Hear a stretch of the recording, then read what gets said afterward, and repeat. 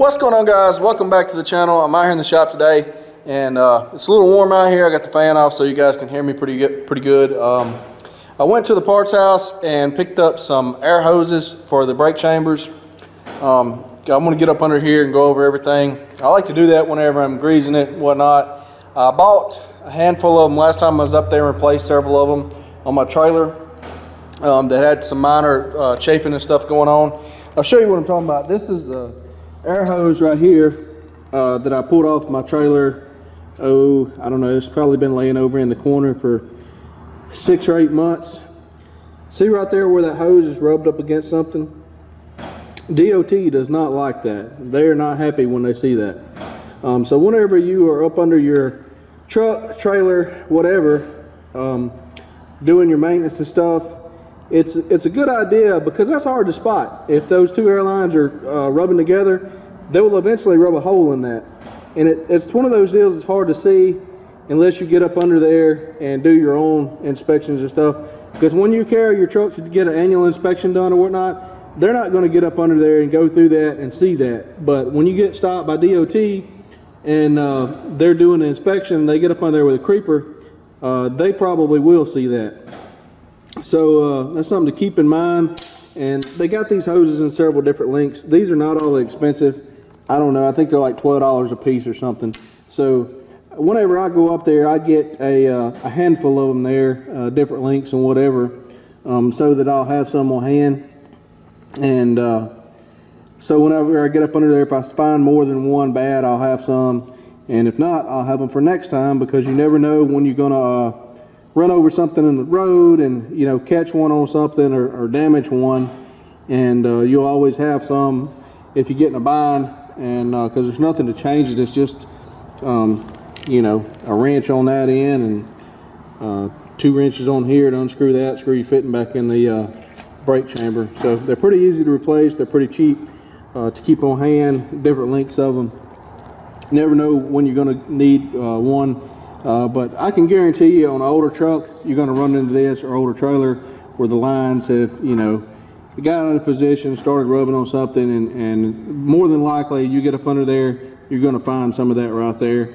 Some may not be quite that bad, some may be worse, but you can see that's starting to get into the outer layer of the cord there, and it's time to change it. Anyway, like I say, I kept that one laying in the corner. It's a good idea when you take an old one off as well, is to hold on to it, so the next time you need one, or if you get stuck on the side of the road and you don't have wrenches to take it off, if you've got an old one like this, that'll tell you the length you need, because most likely you won't remember, like I don't. So I had that tossed over in the corner. That way, when I got ready to go to town, you know, I just threw that in the back of the truck, carried it with me, and picked up some more. And we're going to get up under here and see if we got any more bad. And if we need to change any, if not, I got some on hand.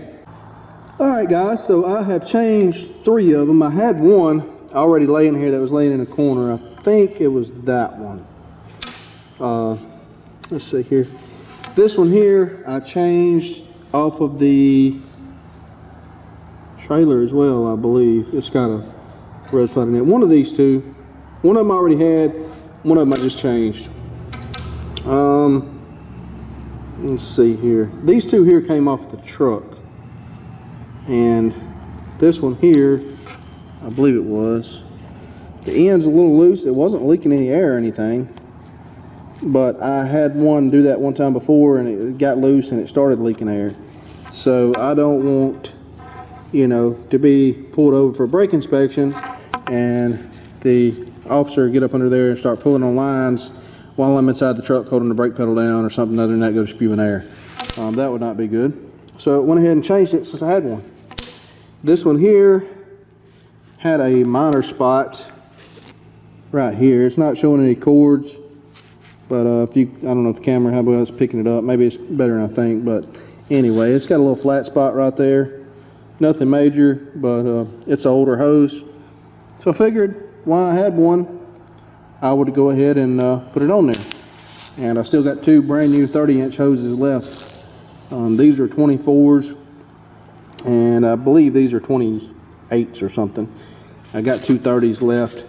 So I'm gonna keep them, put them in the truck with me. You never know when you need one on the side of the road. I can guarantee you, if you get pulled over for a brake inspection, they find that, at the least you're getting a ticket. I don't know if they can put you out of service or they will put you out of service that. I'm sure some officers would over one brake hose. Most likely they'd probably just write you a ticket. I'm not 100% sure. I'm sure somebody's been pulled over or went through scales, got a brake inspection and run across this, and they can leave in the comments what they run into, where they got put out of service till they got it fixed, or if they got a warning, or if they got a ticket or what. I'm not 100% sure, but I don't want to find out the hard way. That's easy. This is something that very few people are gonna take the trouble to get up under there and do, and that's why it's so easy for them to write ticket stuff like this. One of the reasons is because nobody gets up under there and checks this stuff out like that. One, it's a very easy thing for you. You don't have to be a mechanic to figure out that that's bad. You don't have to be a mechanic to change that. It's only, you know, you only need a couple of wrenches and know which way to turn the wrench to take the hose off. It's not rocket science. You just take off one hose at a time. That way you don't get them crossed up and get one going to the wrong place. Just do one hose at a time.